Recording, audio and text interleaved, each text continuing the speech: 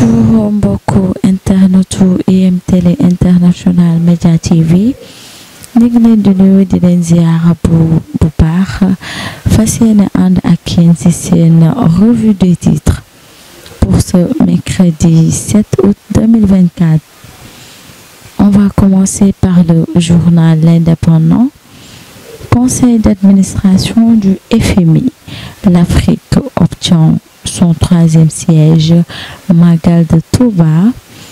Les recommandations de Al-Muntaha. L'Observateur, journal boobu nag mi ngi indi tey marche et chantier de l'État. Préférence nationale, la dure réalité. Dissolution de l'Assemblée, les délais de la discorde. Journal Le Soleil, autosuffisance alimentaire vers la création d'une brigade de sécurité. Dañuy ñëw aussi ci beneen point, quai de pêche de Hann. Le complexe frigorifique réalisé à 97%. Journal Bës Bi Le Jour, ñu ngi indi déclaration de politique générale, si près si loin. Amadou Ly tire sur le contrat Senelec Wey, décharge électrique. Dañuy ñëw ci waa Point Actu. L'information juste est vraie.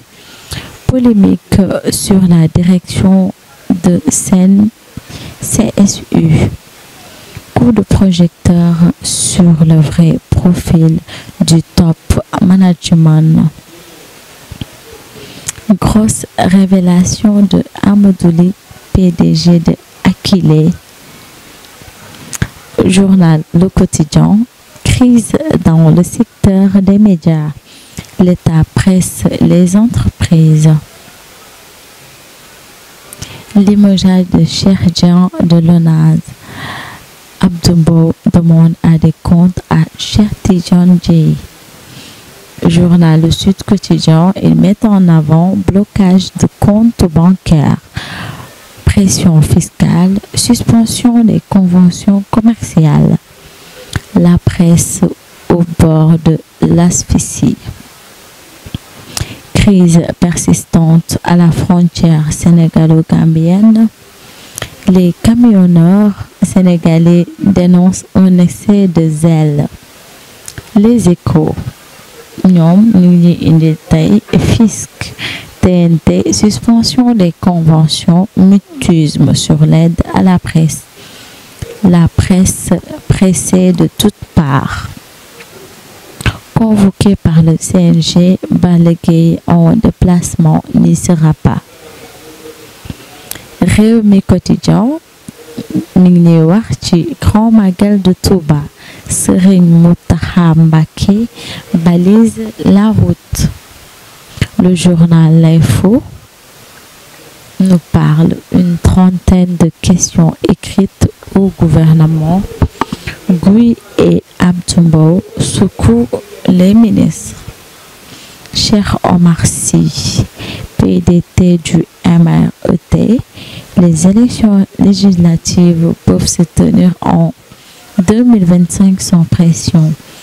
Journal Direct News, État du Sénégal écoutera ce qui se passe, ce qui s'est réellement passé. Crise du secteur de la presse au Sénégal. La CAP tire la sonnette d'alerte et interpelle l'autorité. Dañuy ñëw ci journal Yoor-Yoor. Achat d'énergie. Marché de gré à gré de 3500 milliards francs CFA entre la Senelec et le West African Energy. Amadou Ly dénonce les manœuvriers Macky Sall. L'ex-DG Pape Demba Bitèye et Samuel Sarr. Polémique sur le port du voile entre dénonciation et précision. Journal Le Républicain, Madiambal Diagne, le PM Sonko ne fera pas de DPG. Limogeage de Cheikh Dieng de l'ONAS, les questions écrites d'Abdou Mbow au ministre Cheikh Tidiane Dièye. Presse, le groupe Walf va ouvrir son capital à de nouveaux partenaires. Journal Tribune, fonctionnement du système sanitaire du pays. La santé aux urgences, les malades en danger. Le secteur se vide de ses éminentes crises.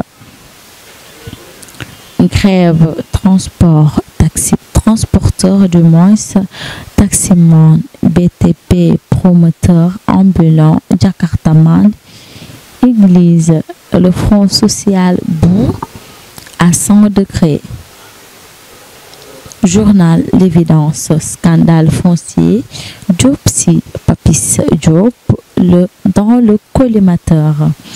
Dysfonctionnement à la DGPU, un audit de la Cour des comptes révèle des manquements graves. Abdoulaye Sylla Ecotra traduit l'Heralnet en justice. Point actu, sport, l'information juste c'est vrai. Jeux olympiques 2024, l'Espagne renverse le Maroc et file en finale. Encore la France renverse l'Égypte dans la douleur et rejoint l'Espagne en finale. Tribune Sport, transfert du gardien de but des Lions. L'Olympique de Marseille va payer 3,275 milliards francs CFA pour Mory Diaw. Lancement des Navétanes par l'ODCAV de Keur Massar. Président Mountaga Mal veut faire du sport et de la culture des leviers de développement. dañuy ñëw ci journal bi nga xam ne record le tudd. Sollicité par Nantes et Lens, Mory Diaw dit oui à l'Olympique Marseille. Le Dakarois Sport, éliminé en demi-finale des Jeux Olympiques 2024, Cheikh Tidiane Diouf établit un nouveau record du Sénégal du 400 mètres. On va terminer par le journal Le Verdict News. Après sa visite à Monseigneur Benjamin Ndiaye, Moustapha Guirassy assure: notre nation n'a pas ce problème, nous lui en créons pas. Voilà, mbokk internet yi xam naa tey nag lii leen indiloon ci seen revue des titres dina di jox dig daje ba ëllëg alxames ci 8 août 2024.